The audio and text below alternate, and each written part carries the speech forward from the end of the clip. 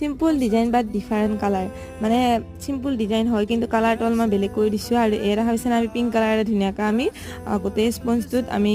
মানে ক্ৰীম লগাই আছোঁ আৰু এইটো হৈছে 500ৰ কেক আৰু এতিয়া আমি লৈছোঁ আমি ক্ৰেপাৰখনেৰে চাইডটো ধুনীয়াকৈ এটা ফিনিচিং কৰিছোঁ আৰু বহুত সিম্পল কেকৰ ডিজাইন হয় আমি এই ডিজাইনটো মই সমিয়াছি ৰেচিপিজ বুলি মই বা এজনীৰ পৰা এই মানে ডিজাইনটো আনিছিলোঁ আৰু কাষ্টমাৰ এই ডিজাইনটোৱে সিলেক্ট কৰিছিলে সেইকাৰণে মানে এই ডিজাইনটো দিব লগা হ'ল যেহেতু ছোৱালী মানুহ হয় এইবিলাক পিংক কালাৰ আৰু হোৱাইট কালাৰ দুটা ফুল দি দিছোঁ আৰু ইফালে আমি দিছোঁ ক্ৰীম পাত আৰু তলৰ বৰ্ডাৰটো আমি দুটা ৰ'জ দি দিছোঁ আৰু ইফালে দিছোঁ আমি স্প্ৰে কালাৰ গোল্ড কালাৰৰ আৰু ইয়াতে দুটামান স্প্ৰিংকলো দিছোঁ হোৱাইট কালাৰৰ তো এয়া হ'লে আমাৰ হেপী বাৰ্থডে টপাৰ আৰু নাম লিখিছোঁ চকলেটেৰে